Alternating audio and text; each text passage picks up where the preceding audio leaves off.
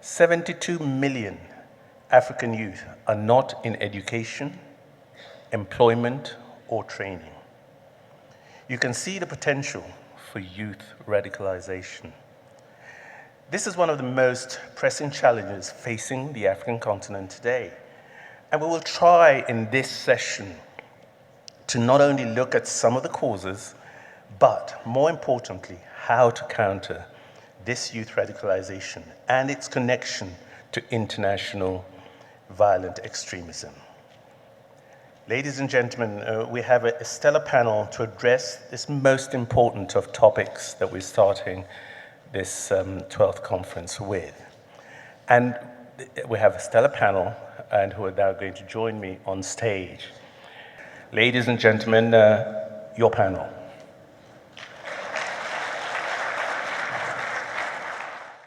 So in order to first open up this topic, we have to look at counter-violent extremism and radicalization waves. And I'll be doing this through the following themes. First, we need to look at how it works, who's doing the radicalization, who are the targets, aka who's the target audience, what the implication of social networks and the internet is on self-radicalization and the growth of this trend, and also the role of religious leaders and institutions, particularly in radicalizing and resisting radicalization. So defining radicalization, the European Commission quotes as being a phased and complex process in which an individual or group embraces a radical ideology or belief that uses, accepts, and or condones violence, including acts of terrorism. And this is done in order to reach a specific political or ideological purpose, such as the establishment of an Islamic caliphate. But it's very important when understanding radicalism to differentiate the nuances between Islamic fundamentalists and radical Islamists. So Islamic fundamentalists seek a return to Islamic values and Islamic laws, such as Sharia law, in face of Western modernization. Whereas the second group, radical Islamists, are actually seeking to bring about change through violent means and radical changes.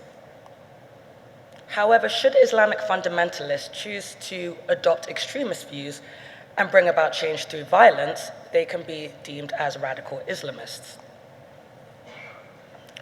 So let's look at the breeding ground and some of the contributing socioeconomic factors to radicalization. So, as our moderator very eloquently put it, the Sahel is the most terror-affected region in the world. And in fact, there's been a 2,000% increase in terrorism in the last 15 years. And according to the Global Terrorism Index of 2022, there's been a 43% of all global terrorism deaths occur in the Sahel. So you can see from this map that the Sahel stretches from the Atlantic Ocean in the west to the Red Sea in the east. And while we have debunked this theory of poverty being a driver for radicalization, it is definitely linked. So we see a disillusionment with the existing political systems. We see a disenfranchised youth. We also see political disillusionment and the Islamicization of politics, because in Nigeria, for example, northern Nigeria, Sharia law was introduced in 1999 in all northern Nigerian states. Now, this was done as a political ploy in order to seek re-election, etc. But what we saw was that those political elites in northern Nigeria didn't live their lives in accordance with Sharia law themselves. So again, the wealth of those in power in a lot of these African countries against the backdrop of lacking basic services, healthcare, lacking infrastructure, all of this leaves a youth that feels neglected and also deceived by their political leaders. So there's this perception of hypocrisy, and particularly in post-independent countries following colonialism, this rise in secularism and towards secularism has contributed to the growth of radical Islam. So we have a brilliant youth across the African continent who is driven and has a desire to do something with their lives. And this desire to bring about change or to be impactful is seen as low-hanging fruit by radical extremists. So they give this youth something to do. Other permissive conditions that contribute to the rise in radical extremism on the continent is this history of authoritarianism. And we see sub-Saharan Africa, particularly the north and west of Africa, is very susceptible to radicalization. So this history of authoritarianism plays a key role in radical movements through this cycle of repression and radicalization. We see age-old violations of civil and political rights and the repression of opposition forces. So this steers a population towards radical thinking. Terrorist groups then flourish in the ungoverned space left by runaway governments. And of course, we have what we consider porous borders, but of course these borders are simply lines that have been drawn in the sand that have no regard for the cultural and ethnic groups that share similarities across the borders. So we see stateless areas with less resistance, like Mali or Niger, becoming safe havens for radical extremists who use quasi-ethical claims to justify and recruit. So under the umbrella of misappropriated jihad, there's a call to, fight this holy war against the oppressors, whether it's the West, whether it's the incumbent government. I'll expand on that in subsequent slides. So it's important to understand there is an international component to this.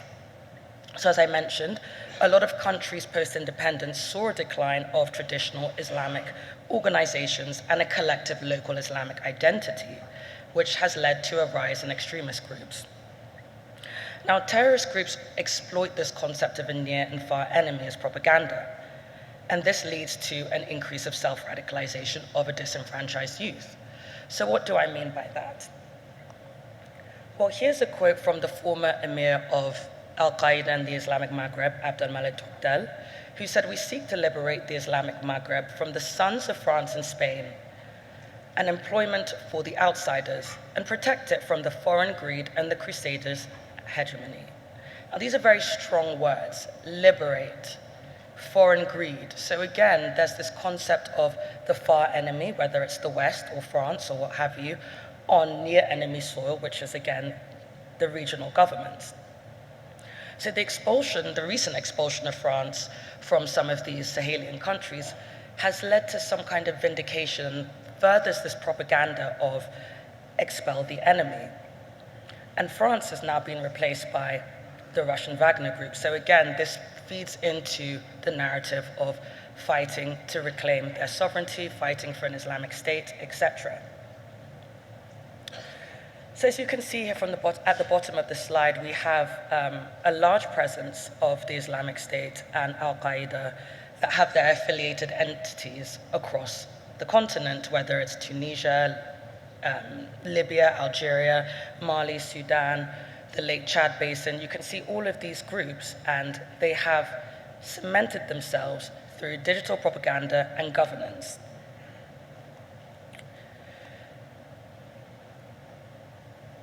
And when we look at extremist migration waves, we also have to consider foreign fighters in the context of neighboring countries. So Dabiq is the Islamic State's, well, it was the English-speaking propaganda magazine. And in 2015, they had a call for those who could not join the fight or who have been prevented from emigrating to Iraq, Syria, etc., to join the fight in Africa. By Allah's permission, come, O Muslims, to your state, for we call on you to mobilize for jihad and incite you and invite you to emigrate to your brothers in West Africa. So again, as far back as 2015, there was this call to join a collective, a brotherhood. And the language that's adopted here, O Muslims, mobilize for jihad. So it's very strong language. So I'm going to delve into some more recruitment tactics. I mentioned digital propaganda, and the FBI's counterterrorism division in 2014 noticed a significant change in the Islamic State operations. The group published about 100 names and pictures on social media networks, telling its followers to attack and kill any of the people they came across in this list of 100 names and photos. Now again, this is a very strong call to action, and it incentivizes and incites lone wolves, which are notoriously difficult to counter. And again, polarizing international affairs such as Israel-Palestine, or even the Danish cartoon Charlie Hebdo, the depiction of the Prophet Muhammad, all of these things join in the narrative of Islamophobia and global oppression of Muslims. So international affairs and digital propaganda all help drive this background of Muslims being oppressed and the need to fight for the collective brotherhood. Now, it's important to note that online radicalization only complements other means and is often seen as the line of least resistance, again, through this idea of brotherhood. But the other strength in these extremist groups on the continent is how they present themselves as alternatives to government. And they do this by humanitarian assistance. Ansari, which is an Al-Qaeda-affiliated group that broke away from Boko Haram, they've actually been described as a peaceful organization that helps local community members. Similarly, we see how they protect the rural people who are being neglected by the government.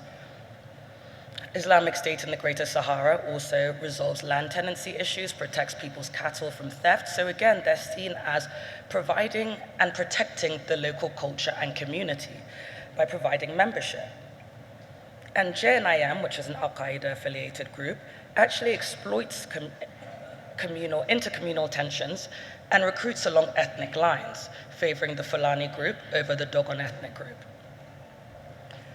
And of course, off the backdrop of disenfranchised youth, poor job economic opportunities, etc., a lot of these groups have started self-funding. That we saw this with the Islamic State in Iraq and Syria, and it's also true for the Islamic State in the West African province, who raises up to $48 million a year on the fish and pepper trade around the Lake Chad Basin. So you can imagine if that kind of money is coming in on an annual basis, how it would incentivize people to join. And some people don't join these groups for religious purposes. Some are just interested in remuneration, which they receive when they join. Again, some are lured by the financial component, access to drugs and women. So this is more just a carnal reason for joining and also being part of a group. The social welfare aspect of distributing food and medicine and also controlling the local economy also adds to the attractive lure of these extremist groups. But on the other side of the coin is forcible recruitment. So we see this with the likes of Boko Haram, who recruit young children, child soldiers, ply them with tramadol, and put them on the front lines. And I've spoken to members of the military in Nigeria, and they say that it's extremely difficult to go against an opposition when you're seeing an 8-year-old in front of you. So either you're being killed by an 8-year-old or you choose to kill an 8-year-old soldier. We also see how Boko Haram has used women and children as human bombs. Sex slaves, human trafficking, etc. We're all aware of how Boko Haram kidnaps and takes children from boarding school and again enlists them or has child brides. So there is this notion as if you're not with us, you're against us. Local communities are extorted, territories are seized. If you're a Christian, perhaps your home will be seized and suddenly you have to pay a tax. Because what these groups are doing is they're creating proto-states. And by this, they can then extort the local community. They can say you have to pay a security tax. So again, if you want to stay alive in this area, you now have to pay a levy. There is also a hardliner stance from the likes of the Islamic State in the Greater Sahara, where they amputate thieves' feet, etc. So there is a strict regulation of civilian behavior. So I'm going to briefly touch on some of the solutions and how we can collectively de-radicalize. Now, of course, there has to be collaborative thinking. We have to have a solution that's context-specific. There is no one-size-fits-all. There is a very severe fight going on for the hearts and minds as a campaign, and it needs to be countered with asymmetrical warfare. So there needs to be job creation, opportunities for youth to engage the populace, vocational training that will directly result in employment, counter-extremist preaching, modifying cultural narratives to educate the masses and help them be better equipped in face of violent extremism. And while there is a need to focus on community to enhance trust and facilitate information sharing, this is quite difficult given, again, the political background. Now, in terms of religious moderation, there are a lot of things that can be done. In northern Nigeria, we have this system called almajiris, where parents send their children to learn about Islam from preachers on the road. But what happens is they end up becoming street beggars, urchins, etc. So instead of abolishing the almajiri scheme, perhaps bringing some more structure towards it, having tables and buildings and an actual Islamic education that is not on the streets. Interfaith dialogue.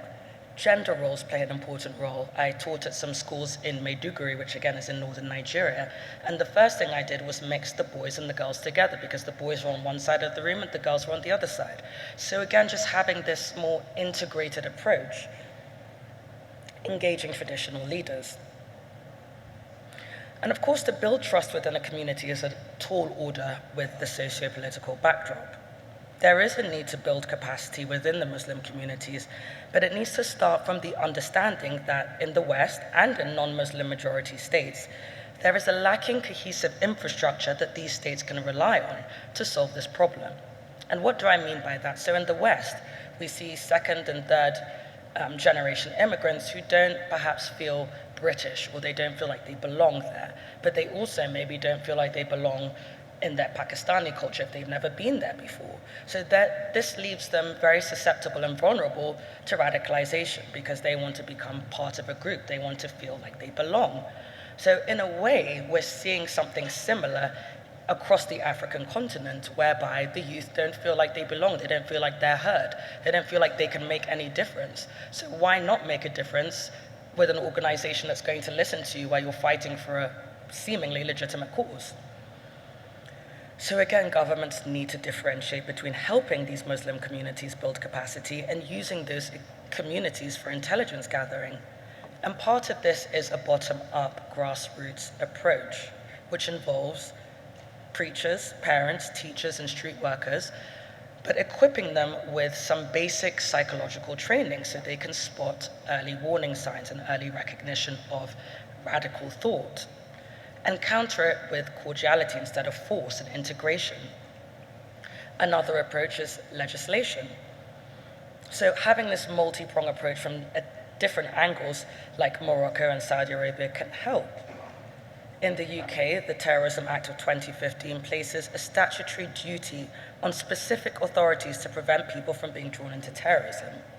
One such group is Prevent, and they have 3 objectives. In the interest of time, I won't go into detail, but perhaps we'll discuss in the panel. But unfortunately, Prevent is distrusted by a lot of Muslims in the UK because they're seen as simply infiltrating these communities to gather intelligence. So again, this is a reminder to tailor these de-radicalization programs to the cultural, historical, and political circumstances.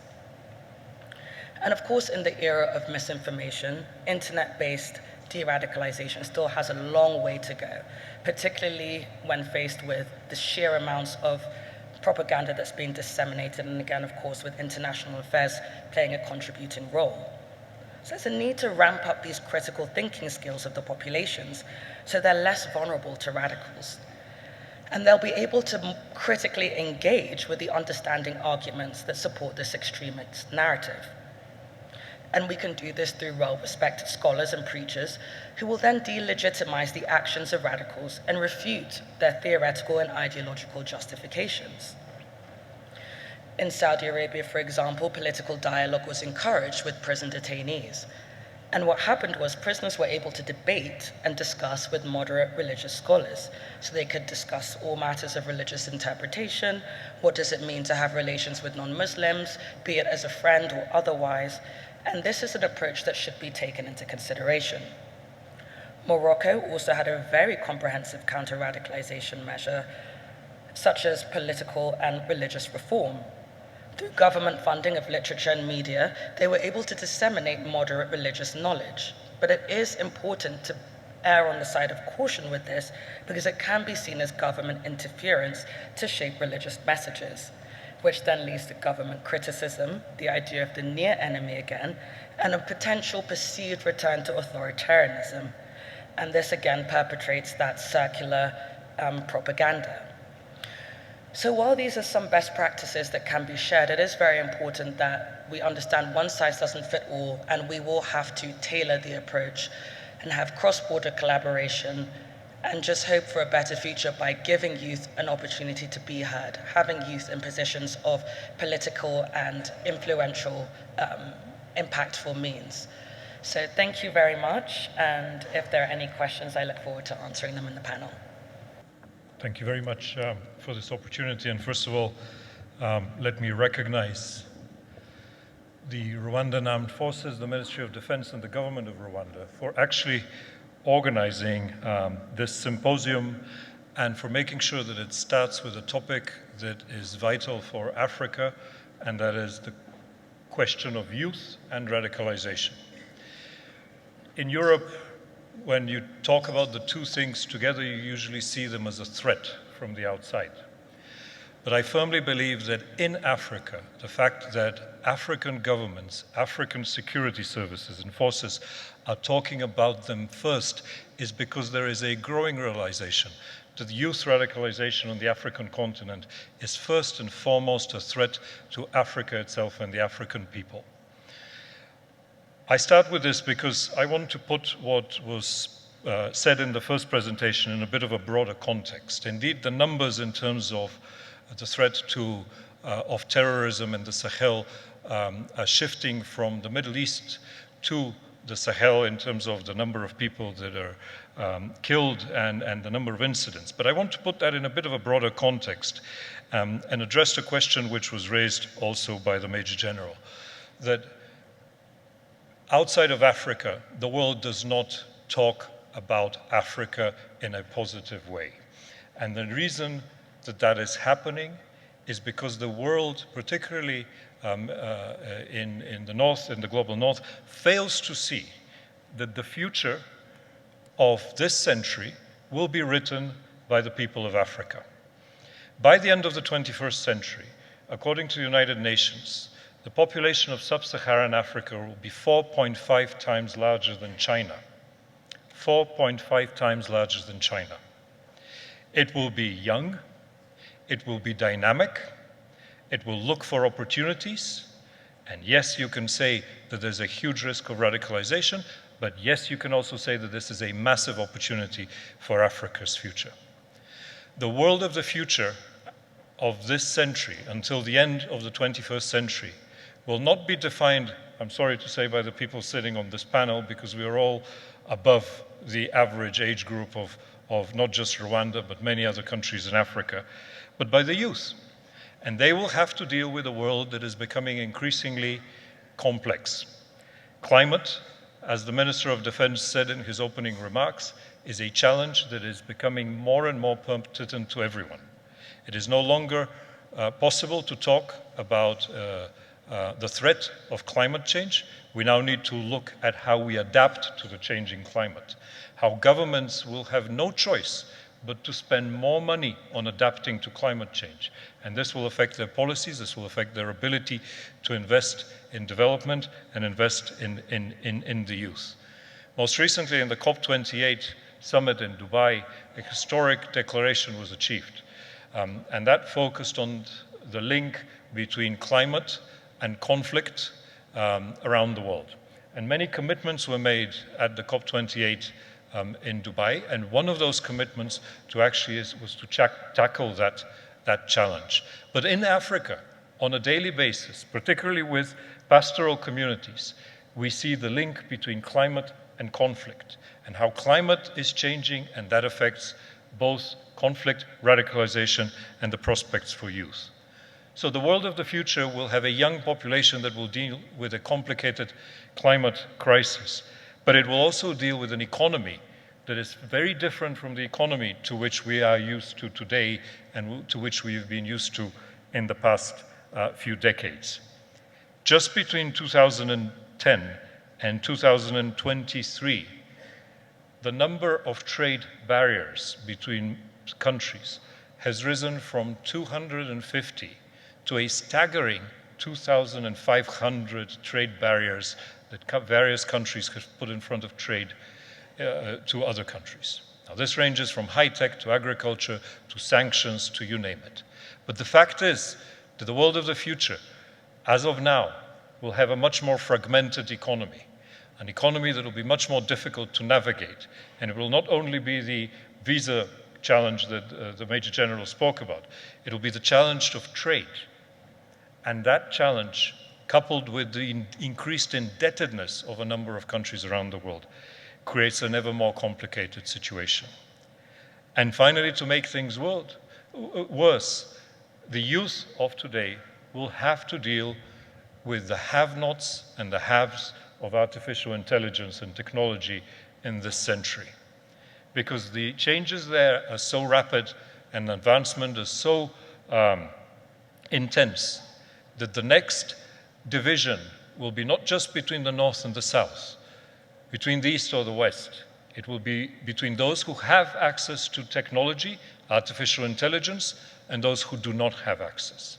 And the race to that end will be critically defining for the future.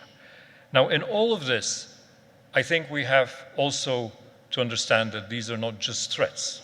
This is reality. This is the reality of what we're facing. But in that reality, particularly for the youth of Africa, it is critically important to address how the next generation of leaders is prepared to tackle these challenges. Now, I come from Bulgaria, and yesterday I visited the memorial. And in that memorial, I was struck to realize that at the table on which in 1878, Rwanda was handed over to Belgium, my country was also split in 5. And in my country, in southeastern Europe, that led to 5 wars within the 20th century. These 5 wars were devastating, and I hope we have learned through that history that we need to move forward. Just as other parts of the world need to understand that history cannot be undone, but the future needs to be written by us. And looking at the youth of the future, I think it's very important to understand that, not just what are the drivers of radicalization that happen, but what is the environment in which these young communities, particularly in Africa, get radicalized. In 2013-14, I was the UN Secretary General's representative for Iraq. And I saw with my own eyes how the protests that young Iraqis took to the streets because they had legitimate demands were radicalized and taken over by Al-Qaeda. Soon after that, we saw what happened in Mosul with the invasion of the Islamic State, which went through a very systematic process of decimating communities in the north of Iraq, particularly because they were, 1, disenfranchised, 2, impoverished, 3, run by corrupt politicians, 4, they had no participation in their own security, and 5, they were vulnerable to radicalization. These trends that we saw then in Iraq are repeating themselves again and again in the Sahel. And we have no excuse, none of us, politicians, security, diplomats, media, experts, none of us have excuses to say that we are not seeing what is happening now, because the pattern is there, and the pattern can be repeated elsewhere, and it can become even more dangerous than what we've seen in the past decades. There needs to be a focus on education. There needs to be a focus on prisons, which we haven't talked about until now, because prisons are one of the most vibrant environments for radicalizing youth. There's a need to focus on development. There's a need to focus on economic opportunities, issues that have been addressed, but there's also a need to focus on what are still security operations against terror groups that threaten state institutions. So, in fact, if we want to look at how we de-radicalize, how we reduce the risk of radicalization of the youth, we need to look at where the propaganda comes, who are the carriers of these propagandas, who preach it. We need to look at the environment, delivery of services, government delivery of services, opportunities for economic development, but we also need to look at cooperation between African states and others in the fight against terror groups as they emerge. And finally, in closing, one great challenge that we all have to face, and I think this will be a challenge that we will have to come back to throughout this conference, and that is, what is the new narrative that needs to be developed to tackle these challenges? We know the narrative of the extremists. They dehumanize people. They separate them. They make them into killing machines. They feed them propaganda, whether it's religious or other propaganda. They feed it to them and they make them insensitive to the humanity. But what is the narrative of development and the narrative of the future that we will provide to the next generation to come forward? And as we develop that narrative, whether it is in Africa, in the Middle East, or elsewhere, we need to understand that we will be facing a very, very different world from the world in which we are used to today. And I hope that this event, as well as other events coming after this conference, will contribute to this discussion. Because the more that we think about it today, the better we will be prepared to tackle the challenges of tomorrow. Thank you. Thanks very much. And now I'd like to call on Dr. Ashraf, who sort of has some remarks he's going to make. So, Dr. Ashraf. Ministers, Excellencies, Generals, ladies and gentlemen, it's an immense honor to be here today, to be asked to speak to you. One of the problems of being last is that everybody else has eaten my time. And so I'm going to have to speak a little faster and a little more briefly than I would have liked. What we heard are very interesting and important and impressive comments on the use of terrorism and youth radicalization. They're all relevant and detailed expert knowledge. So I want to confine myself to what I would describe as the grand strategic context of terrorism and radicalization. It's what I call the global of terrorism, and that's a word I've made up. And it's a combination of the word global and local. And what that means, I hope I can describe in a book that I've yet to write, which I hope you will buy. But in the brief time that I have, I want to constrain simply the relationship between the local factors, which we have heard described in some considerable detail, and the global politics of the world, how they interact. Let me begin by giving you a very simple and clear message, what we in the UK call the bottom line up front. And that is, African countries need to and should develop their own understanding of what terrorism means, how it originates, and how it is sometimes supported in the interests of global politics. Let me repeat that. African countries need to and should develop their own understanding of what terrorism means and how it originates and how it is sometimes supported in the interests of global politics. Now, these global interests are often run counter to the national and the regional interests of African states, with devastating consequences for the lives of ordinary African citizens. Now, this, of course, does not mean that African scholars and experts should stop learning about counterterrorism from Western countries, where a great deal of research and study has been carried out. And I'm pleased to see that young African talent, such as Ms. Talu, is doing just that.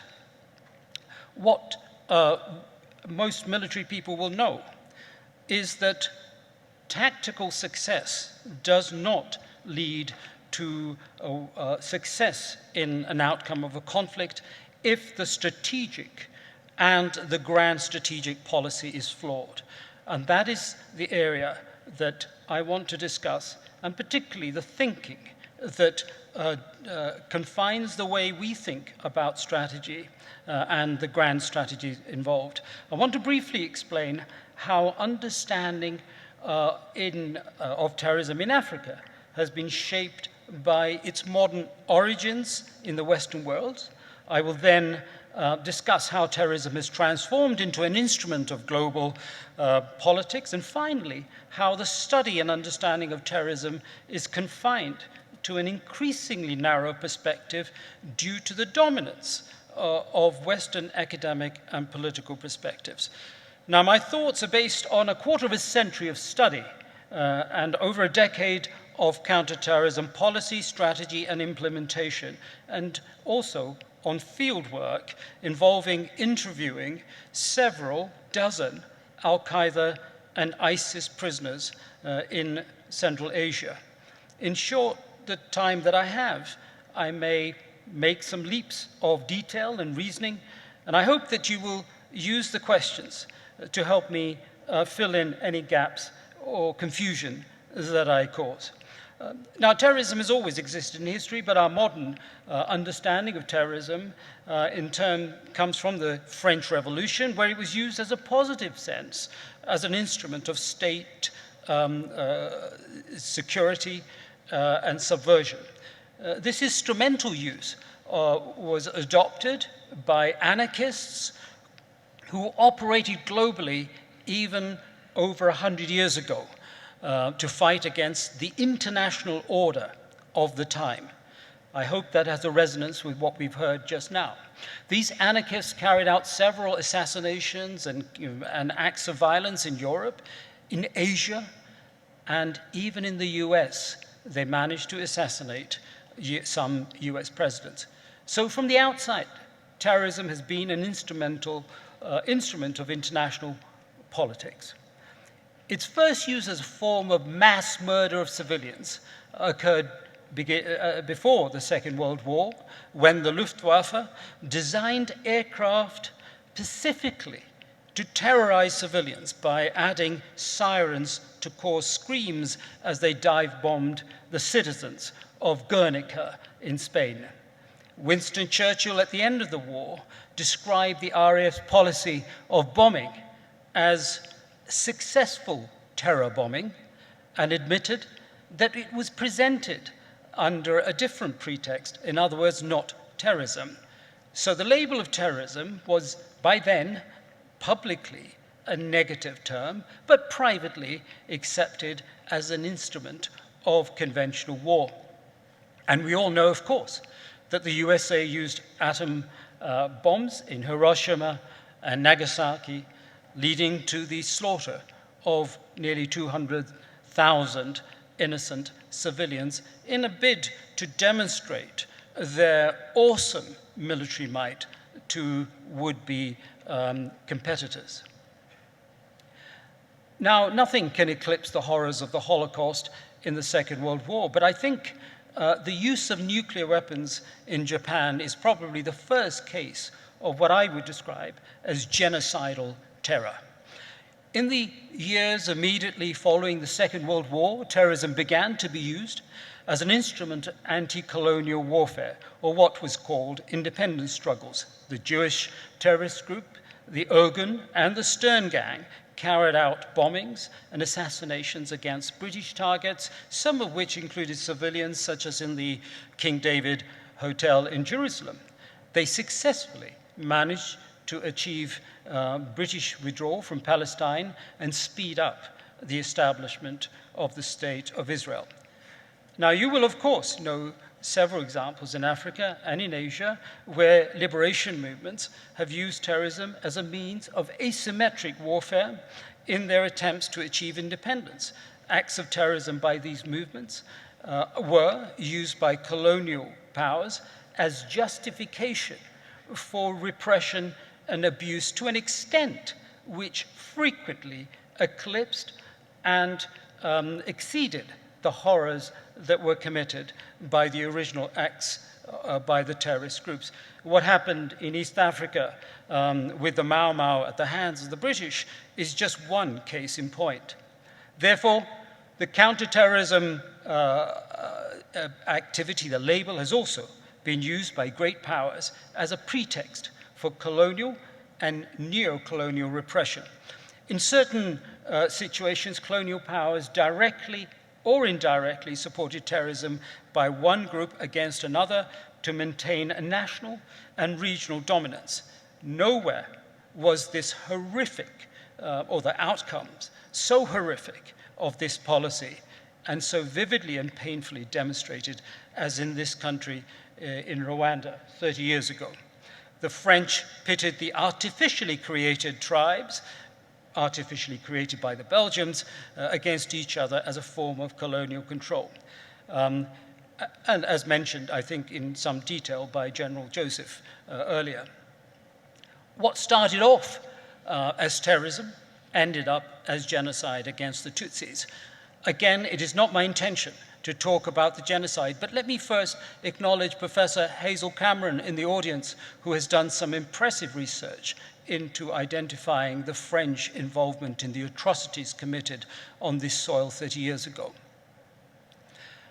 We should, I note, however, that the link between terrorism and genocide goes back. We saw terrorism as a pretext for the Holocaust by the Nazis, and we see it again linked through allegations of terrorism and genocide in Gaza.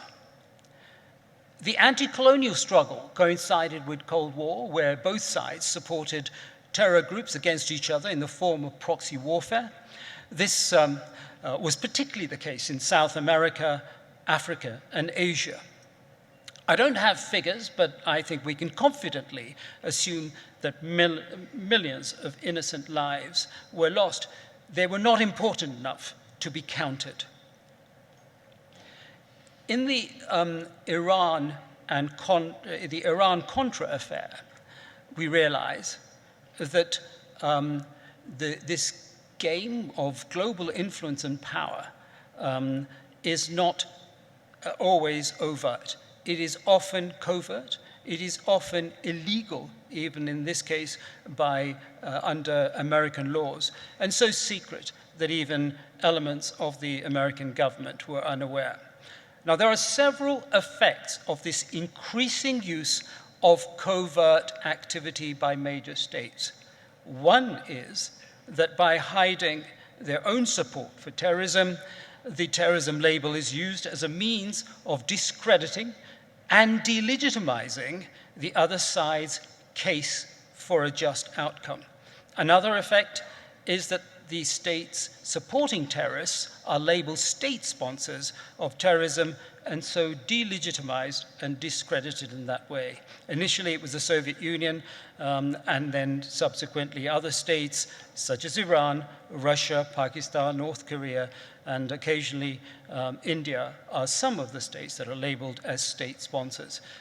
Terrorism has, understandably and quite rightly, been identified as a threat to humanity, and many states, in fact most states and organizations such as the UN, have cooperated to fight terrorism.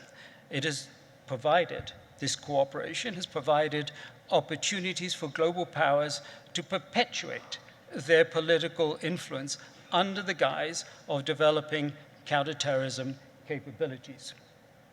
Most African countries lack the capability to counter international terrorist groups and have consequently taken up offers of support from Western countries to deal with that threat. These arrangements are generally failed and in some cases have even increased the threat of terrorism. Recently, African states have learned that the armed forces of global powers are primarily an instrument of their foreign policy, and their priorities are dictated by the national interests of those countries rather than the national interest of the countries that they are supporting. As a consequence, many of these forces, in fact, the majority of these forces, are being expelled from African countries. This move underscores the point that I made at the outset, namely that African states need to develop organic approaches and capabilities to fighting the threat of terrorism. An understanding of the global and regional ambitions of global powers within the African continent provides the essential basis for an effective approach. Now, much of what I've discussed is not reflected in Western research. For example, if you look for papers on global terrorism, these invariably discuss the use of terrorism and terrorist groups by what are identified as rogue states, such as Iran, Russia, North Korea, and others. There is very little knowledge of Western nations' involvement in such activities.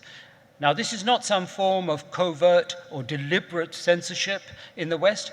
It is largely because the increasing nature of covert support and exploitation of terrorism precludes academic analysis of the realities on the ground. And I will explain how we can overcome that. Another factor is a sense of superiority that we in the West have because we live in a land that gives us the ultimate luxury of freedom of belief, of freedom of speech, and considerable personal, social, and economic security. It is hard for us not to believe that our superior standards of living are not related to our superior standards of thinking and acting. And so we are blinded to our own flaws and to the goodness and talents of others, especially those who live in the African continent. And that is why in the media in the West, you very rarely have any positive news of African governments. And I think, and if I just diverge from my script here, General Joseph made a very passionate plea about the fear that we have, or the Africans have, of their own people. The opposite of fear is faith. And I would like to tell you, General, certainly in my mind, I have considerable faith. And many of my friends are having increasing faith in the goodness of African people. Nowhere in the world's history has countries championed justice above power as African nations are doing. In the case of South Africa, indeed in the case of Nicaragua, taking legal measures rather than violent measures, rather than coercive diplomatic measures to establish a just order. And here, Africans have always been in the forefront, in my opinion, and I will expand on that in questions. Here I want to discuss briefly my own research, where we were able to successfully find out how young people were radicalized, recruited, and mobilized in terrorist groups, specifically in Al-Qaeda and ISIS in Syria. There are considerable barriers to such research. Such research is essential to find out how these things happen, not the reproduction of some people's hypotheses as fact. It's difficult to get anybody to talk freely, particularly former terrorists. So I had to work very hard to create a methodology where former convicts were confident enough to speak. This involved a great deal of psychological and other approaches. The outcome was a surprising high degree of rapport building and resulting in all but one of the 44 terrorists agreeing to interview and discuss freely with us how they were radicalized, mobilized, and operationalized into terror groups. A few of them, in fact, spoke so much that we had to stop them because we didn't have time. Now, we found through this research that there was considerable evidence of a coordinated, well thought out, and consistent methodology of recruitment. This methodology targeted young men from poor families who were either unemployed in their home countries or were, in most cases, operating as guest workers in countries such as Russia, Turkey, and most surprisingly, in South Korea. These individuals would work in factories during the day, and in the evening they would live in large accommodation centers where they would eat and were subjected to various forms of indoctrination. Now, although some of them, some form of religious indoctrination was provided in many cases, the single consistent factor of radicalization was the viewing of what appeared to be a single or variation of a single video. And this video purported to show Sunni Muslim women claiming to have been raped in front of their babies by Shia soldiers of the Assad regime in Syria. This feeling of indignation at an unjustifiable assault on vulnerable, defenseless women and children was the primary motivating factor. And that feeling, as you will see, and many of you will know, transcends religious, racial, and other identity criteria, and has been used by others in radicalization and other groups. Now, I don't have any evidence of who was behind the apparent consistent approach. If I were to hypothesize, then it would be those people who wanted regime change in Syria. Other publicly available information, such as that available from the British group, the Conflict Armament Research Group, showed that it took less than 10 days for a weapon that was funded and manufactured in Eastern Europe, funded by the coalition against ISIS, for a weapon to have been manufactured to be delivered in the hands of ISIS in Mosul. So within 10 days, there was some sort of a logistical process. There are other bits of information which indicate that the fight against ISIS in Syria was one where major global powers were primarily motivated by either regime change or regime remain, or the continuation of the regime. And in this conflict, innocent people in Syria and in Iraq were victims. Now, I don't want to leave you with the impression that I'm suggesting there are dark rooms in Langley and CIA or elsewhere where people are creating terrorist groups. Most of these groups originate in a historical context from countries as far afield as India, Pakistan, and indeed the Middle East in terms of their ideology at the very least. And they apply that ideology to the local factors as being clearly explained. I'm merely describing what I believe to be an exploitative approach by major powers of terrorist organizations, just being aware that this is an important factor in dealing with radicalization, will be an important factor in dealing with radicalization and more effective strategies. African countries should therefore recognize that Western understanding of terrorism is not necessarily up to date and complete, and it is somewhat myopic. It does not recognize the global threat of terrorism that exists in Africa and should avoid, and African countries rather, should avoid stationing foreign forces on their soil. Most importantly, African countries should address the local grievances such as poverty, lack of education, employment, that make young people vulnerable to radicalization, while at the same time working hard through research and intelligence to find out where the sources of power come from for these groups. Now, by this I mean ideological, reinforcement, finance, and weapons. I would wager that at least one of those, or more, of these sources of power originate indirectly from a major global player. I don't think it's necessary in this forum to discuss whether exploitation and promotion of terrorism by major powers is a moral or a legal issue. Looking at it purely from foreign policy and security threat terms, it is a failed policy by major powers. It is a threat to African countries.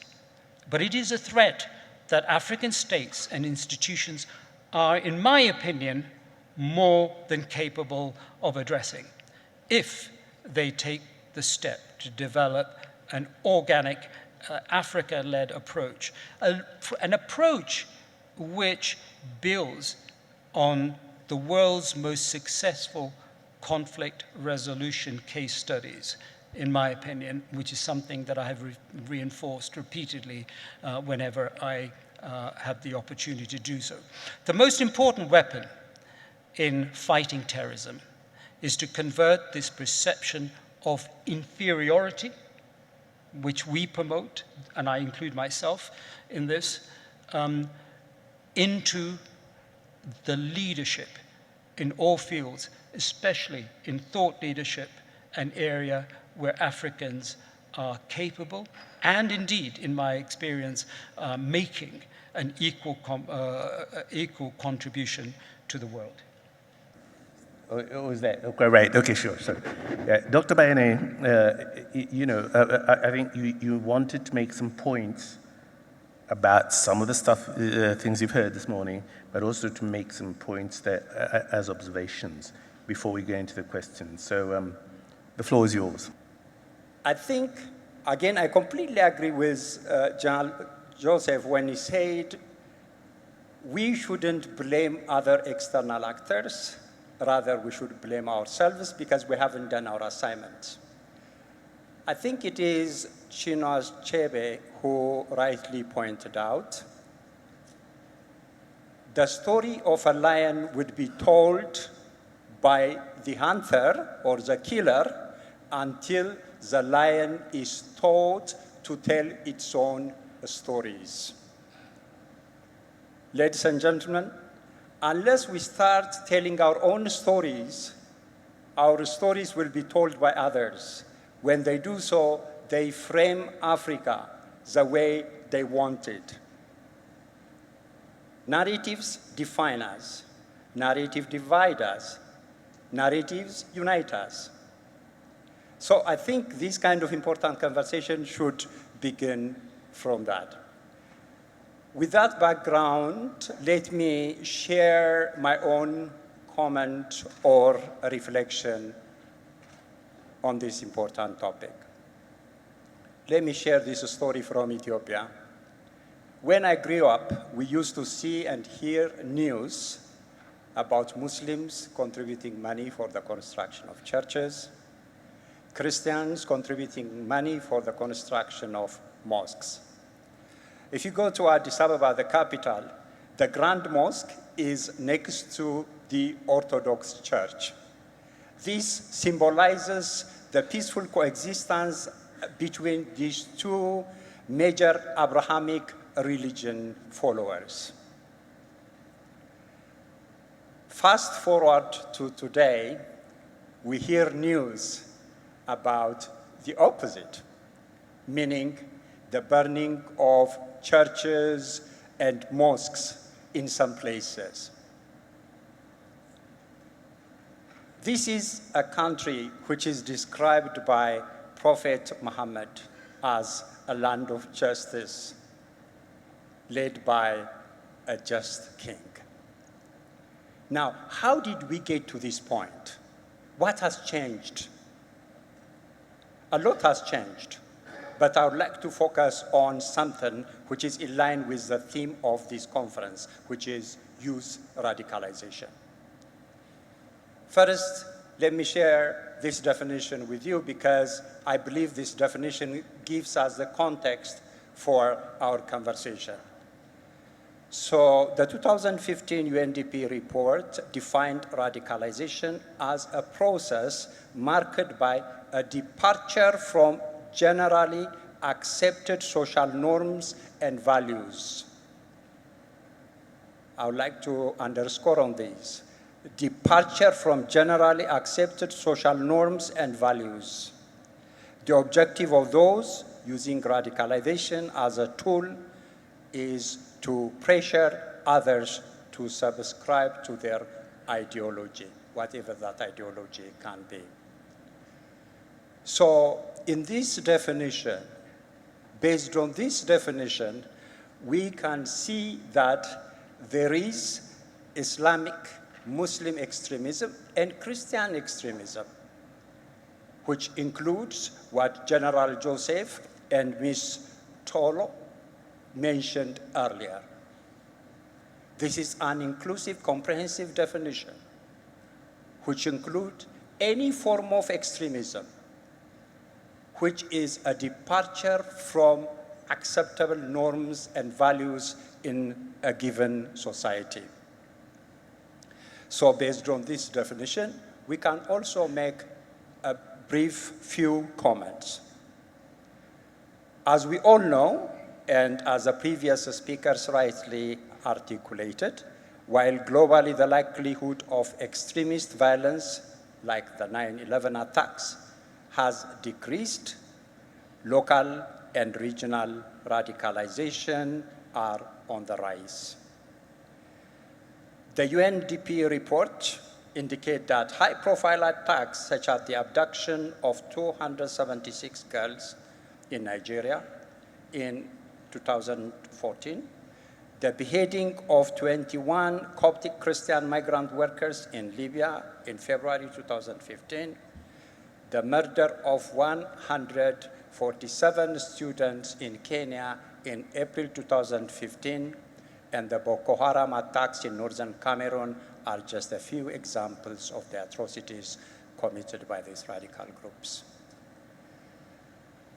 According to the Global Terrorism Index 2024 report, the epicenter of terrorism has shifted out of the Middle East and into the Central Sahara region of Sub-Saharan Africa, which now accounts for over half of all deaths from terrorism. Considering this context, it is crucial to explore the causes and ways of countering radicalization. The previous speakers have clearly listed down, articulated, discussed the various drivers of these radicalism. So I'm not going to repeat those points.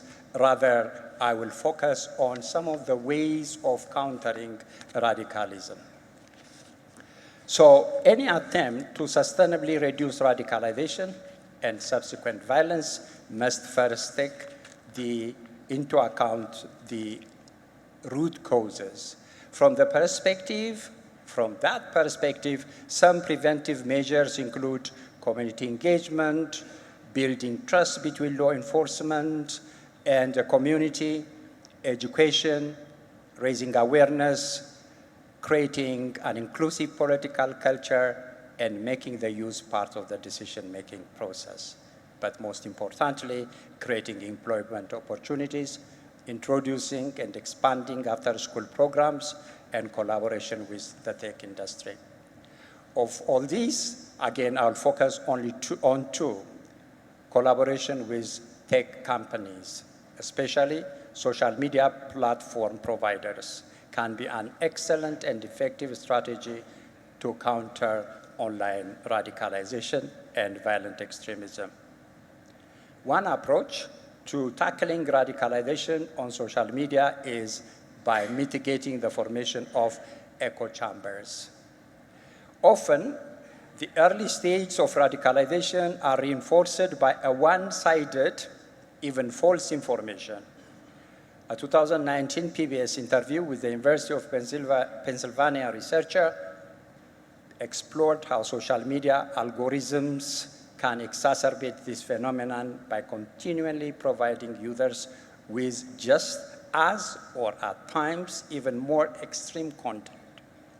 Thus, one creative approach could be tweaking these algorithms to provide users with more diverse perspective.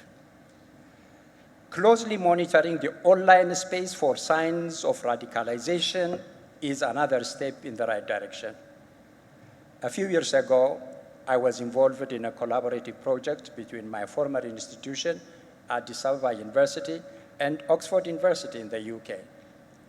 The main goal of the project was to understand and address growing concerns about the possible use of social media content in inciting hatred and violence.